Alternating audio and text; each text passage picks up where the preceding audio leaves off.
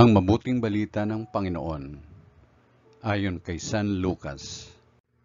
Papuri sa iyo, Panginoon. Isang araw, samantalang nananalangin mag-isa si Jesus, lumapit sa kanya ang kanyang mga alagad. Tinanong niya sila, "Sino raw ako ayon sa mga tao?" Sumagot sila, "Ang sabi po ng ilan ay si Juan Bautista kayo. Sabi naman ng iba, si Elias kayo. At may nagsasabi pang nabuhay ang isa sa mga propeta noong una. Kayo naman, ano ang sabi ninyo?" Tanong niya sa kanila.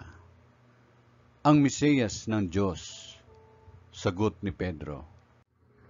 Itinagubili ni Jesus sa kanyang mga alagad na huwag na nilang sasabihin ito kanino man. At sinabi pa niya sa kanila, ang anak ng tao'y dapat magbata ng maraming hirap. Itatakwil siya ng matatanda ng bayan, ng mga punong saserdote, at ng mga eskriba. Ipapapatay nila siya, ngunit sa ikatlong araw ay muling mabubuhay. Ang mabuting balita ng Panginoon.